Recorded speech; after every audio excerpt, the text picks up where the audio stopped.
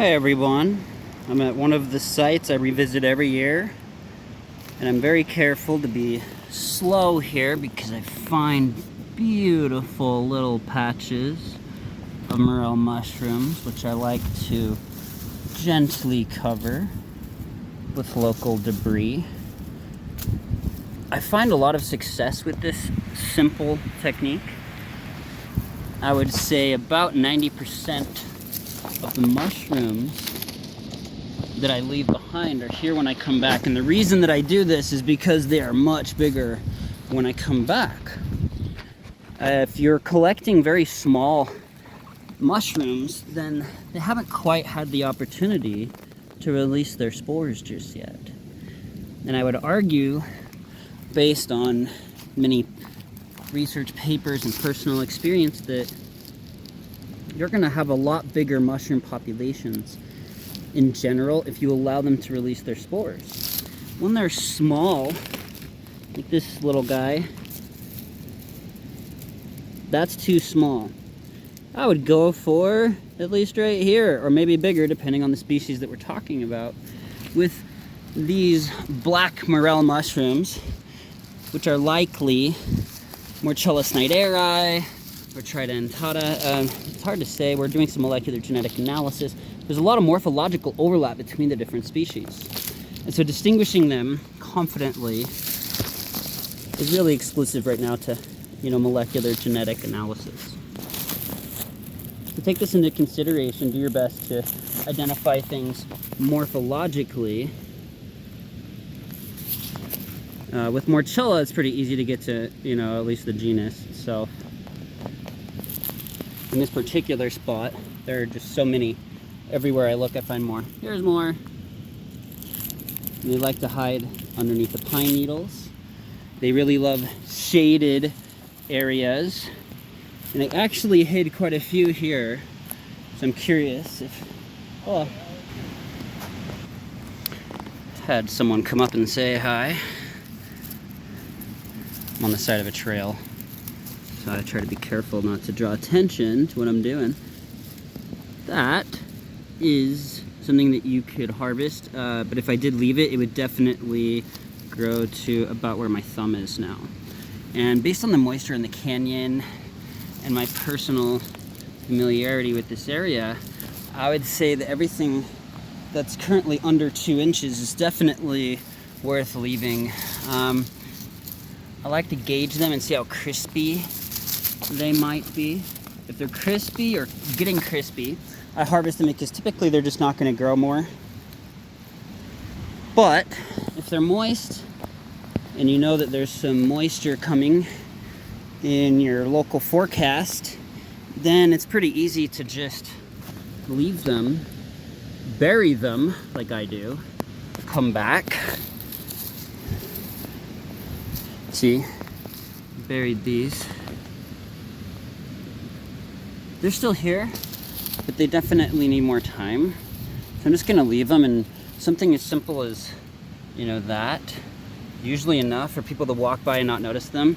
And I actually bring people into these areas all the time, and I test it to see, if they notice them or not. And they walk right by most, especially the ones that I've intentionally hidden. A lot of these are about 1 inches. 1 inch singular. And so I'm gonna just really leave them, and I notate in my notebook, and I naturalist how many I found at what exact location. At this spot, within about a 20 by 20 area, I've already, just in a couple of minutes of being here, found about 40 of these black morels, and just everywhere I look, I had to be very careful where I step because they're everywhere. This is just, by the way, right off of the trail. So my head's on a swivel right now. I'm looking back and forth, making sure I don't get too much foot traffic. What I'm gonna do is walk around and cover them up with bent pieces of bark and branches and pine needles, make it just look like naturally falling debris. And then in my trusty notebook, I know exactly how many I left and when, so I can come back and harvest them. I revisit a lot of spots, and so I can gauge those habitats as they transition through the season.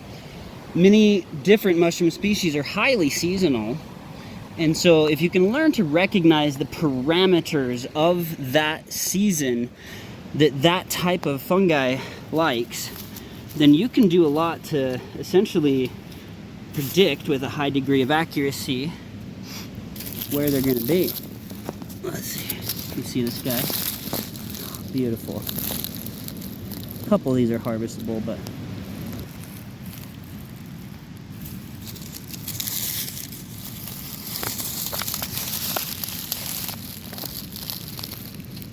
woods. I'm right next to a very loud and raging river, which varies drastically in height throughout the season. Throughout the spring season, as the snow melts off of the mountains, and that rate starts to accumulate as the temperature increases, and the higher up snow and the packed snow within the canyons farther up start to come down. And it'll just knock trees out of the way, so you have to be careful.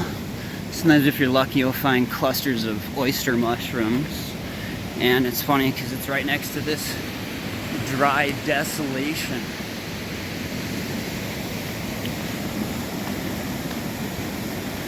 Yeah. I know that once I start seeing lots of different conifers that I can start looking, but here in Utah you definitely want shade as well. I like to come out before they actually mature so that I can identify locations where they are growing from primordia into ascocarps, so that I can try to protect them. And for the most part, it works. Today I did notice that some of the sites I hid a week ago had been discovered. I don't know if it's people or animals. I found exactly 11 stumps. I'm looking at my notes.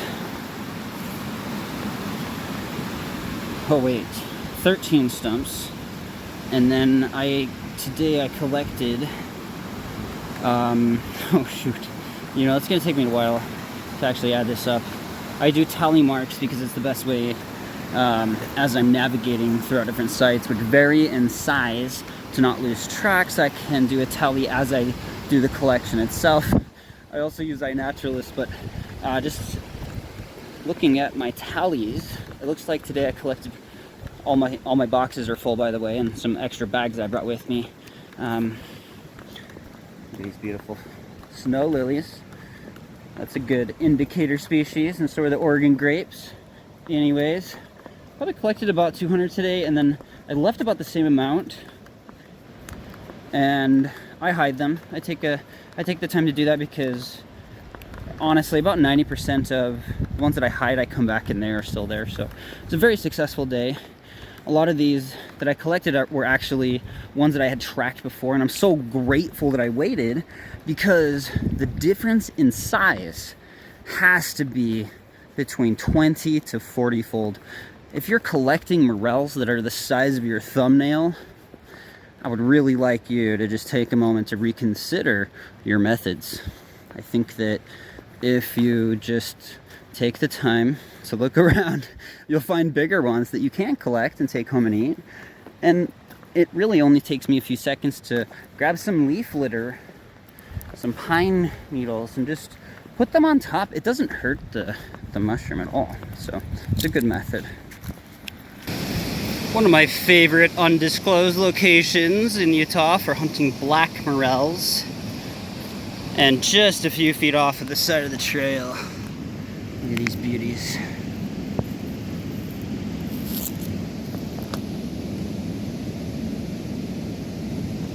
I've got a few friends poking around too.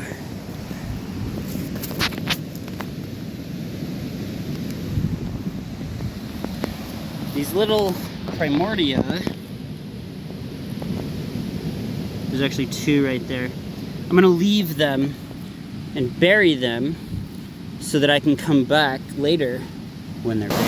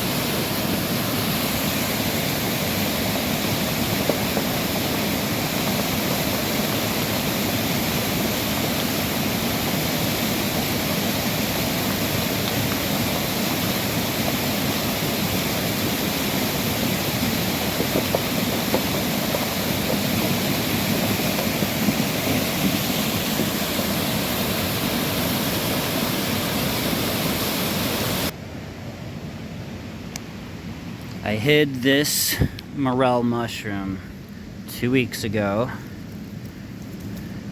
and I check on it every week. When I first found it, it was the size of my thumb. Now it's huge. This definitely works. Stop killing baby mushrooms. Grab a piece of bark and cover it. Then, grab some other stuff and cover the piece of bark. Then grab some other stuff and cover that. And try to make it look natural. If you wait 2 to 4 weeks, they'll be much bigger. Every single time. I measured the difference, and when it comes to weight, it's 20 to 40 times the difference per week if you're getting rain once per week. 6 feet from the trail. Hundreds of people walking by every day. About 2 by 2. Definitely edible.